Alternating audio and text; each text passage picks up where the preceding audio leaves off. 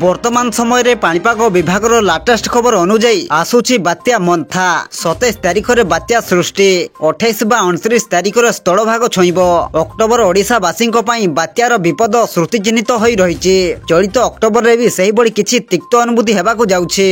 आसंता 27 तारिख रे बंगोपसागर रे एक बात्या सृष्टि हेबो बोली आज भारतीय पाणीपाग विभाग आईएमडी पक्षरु कहा जायछि। आईएमडी रो स्वतंत्र बुलेटिन अनुजाई शुक्रवार दक्षिण पूर्व बंगोपसागर अंचल रे एक लघुचाप क्षेत्र सृष्टि होइछि। तेबे आसंतु नजर पकाइबा ओडिशा आडकु माडी आसुछि बात्या मंथा 27 तारिख रे सृष्टि हेबो 28 बा 29 तारिख रे स्थल भाग छुईब।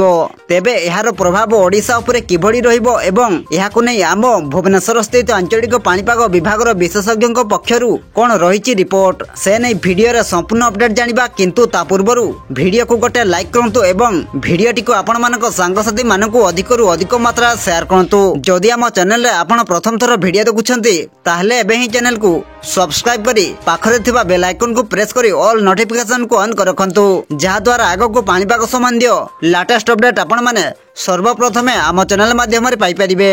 सूचना अनुसार यह धीरे धीरे पश्चिम उत्तर पश्चिम आड़ को गति करने सह अधिक घनीभूत हो दक्षिण पूर्व और संलग्न केंद्रीय बंगोपसागर अंचल रे शनिवार अर्थात आज अवपात रूप नेब। सेहीपरि 26 तारिख आड़ को यह आहुरी शक्ति हो बल गटाइब एवं अधिक घनीभूत हो गभीर अवपात रूप नेब। सोमवार 27 तारिख सकाळ सुधा यह आहुरी घनीभूत हो सारी एवं दक्षिण पश्चिम तथा संलग्न पश्चिम केंद्रीय बंगोपसागर रे सामुद्रिक झड़ बा बात्यार रूप नेब।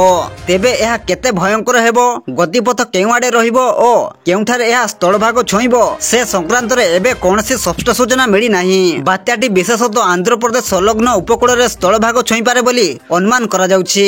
आसंता काली यह अवपात रूप नेबा परे चित्र स्पष्ट हेबो बोली कहा जाउछि। अन्य पक्षरे एही बात्यार नाम मंथा रहिबो। यह एक थाईलैंड प्रस्तावित नाम। यार अर्थ होउछि सुगंधित फूल बा सुंदर फूल।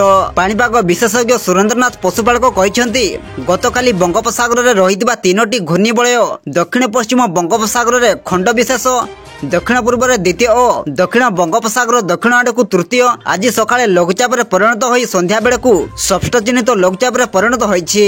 यह क्रमश घनीभूत होई 27 तारिख रे लघुचापर रूप नेब।